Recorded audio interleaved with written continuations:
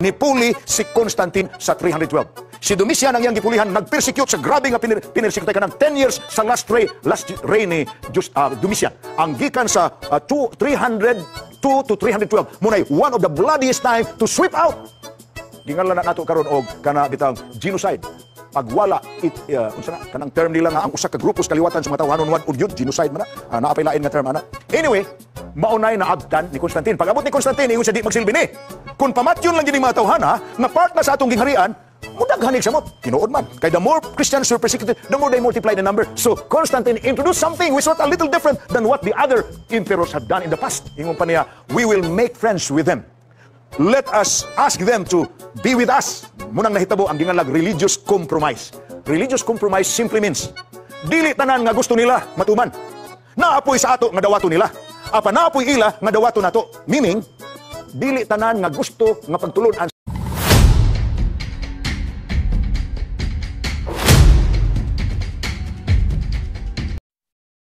Naay panultihon nga falsus in unus, falsus in omnibus.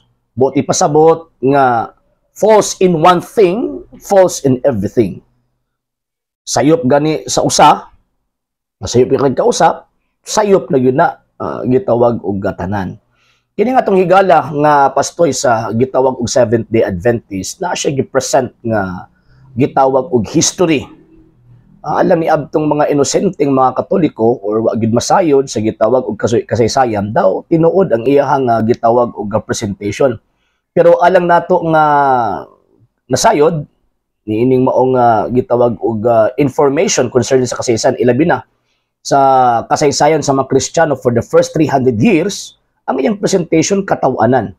Nga naman pinaka number 1 ingon pa niya gipulihan daw ni Emperor Constantine si Emperor Domitian.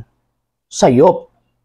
Nganong sayop man? Tungod kasi Emperor Domitian, namatay siya ni abtong tuig 96 tuig sa Ginoo, Anno Domini. Ang nipuli sa iya, pagkamatay niya si Emperor Nerva. Then after Nerva, siguro mga 2-3 years lang ang gitawag og kini nga pag-reign ni Emperor Nerva, nipuli si Emperor Trajan. O dito nahitabo ang second or third general persecution kasi tawag ining Domitian man ang second general persecution from Emperor Nero, ang first general persecution. So kana pa lang sayop na, falso na. Anong falso man kay imong gi-connect, imong ipamugos sa gitawag og mga tao nga gipulihan or ang gipulihan ni Emperor Constantino si Emperor Domitian, mali. And bisan pag may tawag anang sound name lang, ano man kay ang pinaka-last persecution manggod sa panahon ni Emperor Diocletian. Dili gihapon, ngano man tungod kay si Emperor Diocletian gipulihan sa tawag anang lain pa mga emperador usa diha ang papa ni Emperor Constantino nga si Emperor Constantius. So dili gihapon gitawag og makunek. So buti pasabot gituyo sa maong gitawag pastoy na ilaron ang iyang gitawag og mga membro. Iyang isulti daw kuno kasaysayan pero ang tinuod ana iyang story dili gitawag og history. Number 2 nga gitawag og point nga iyang tawag ining gisulti.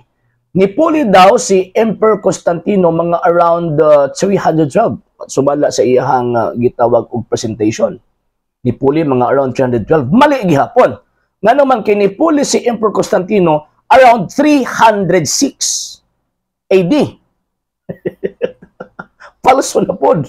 Ha? Falso na pod ang presentation sa maong gitawag og pastoy. Third gitawag og point. Ingon pa niya nga pagpuli daw ni Emperor Constantino nahitabo daw ang gitawag og religious compromise. Nga naman kay kanang panahon daw another 10 years nga grabe daw nga genocide nga nahitabo, grabe daw pagpamatay sa mga tao nga pagkahuman na dingon daw si Constantino nga kini kung pamatay natin mas musamot sila kadaghan. So naay gitawag og kanang nakighigala daw siya dito sa mga Kristiyano.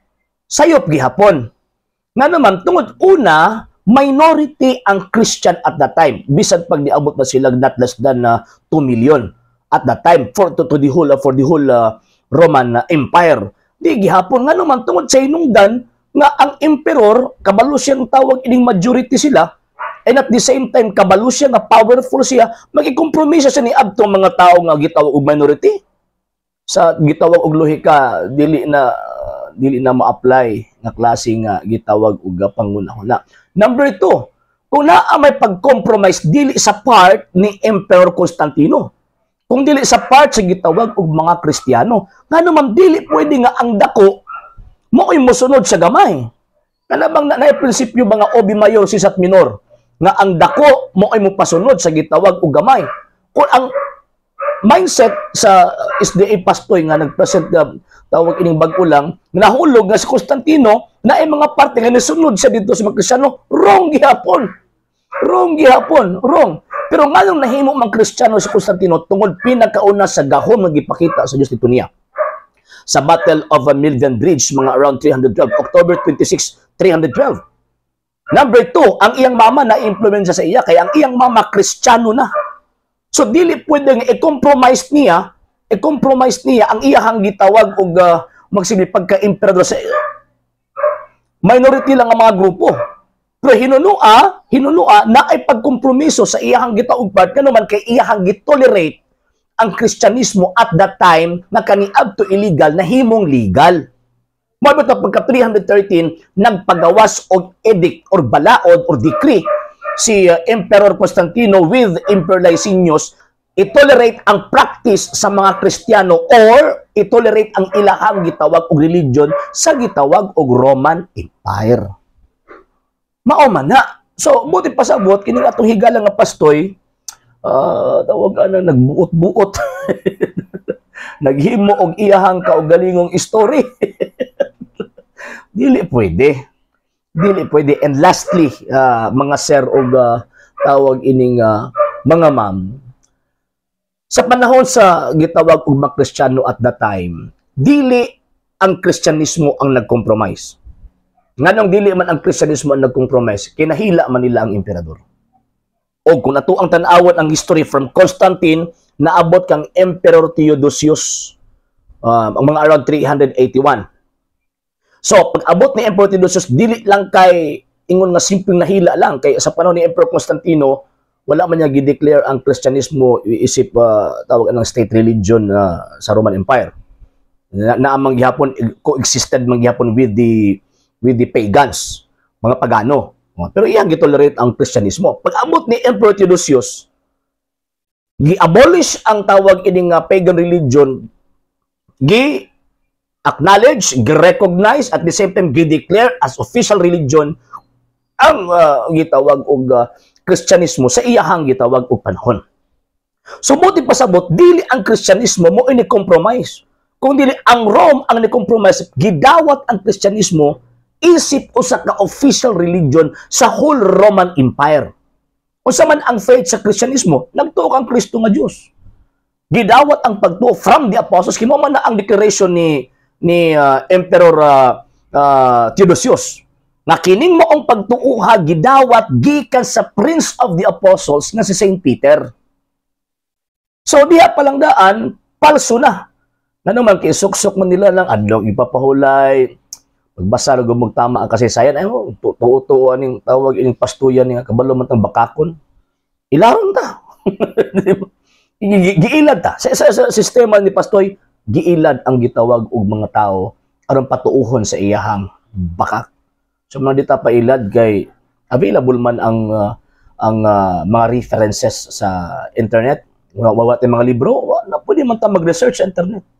Dili kay tuo lang ta ng chismis sa pastoy, di pa gid magkalimaw. Again, falsus in unos, falsus in omnibus. Sayop gani ka sa usa, sayop na gyud na. Tanan ang imuhang presentation. Unya ang pastoy nato nga ato ang gineksyonan karon, di lagi usa ka sayop, daghang sayop ang iyahang gitong presentation. Unya mo tuo pa mo. And remember, ang bakak di na mohatod sa kaluwasan. And kabalot na kinsay amahan sa bakak. Ang amahan sa bakak maong yawa.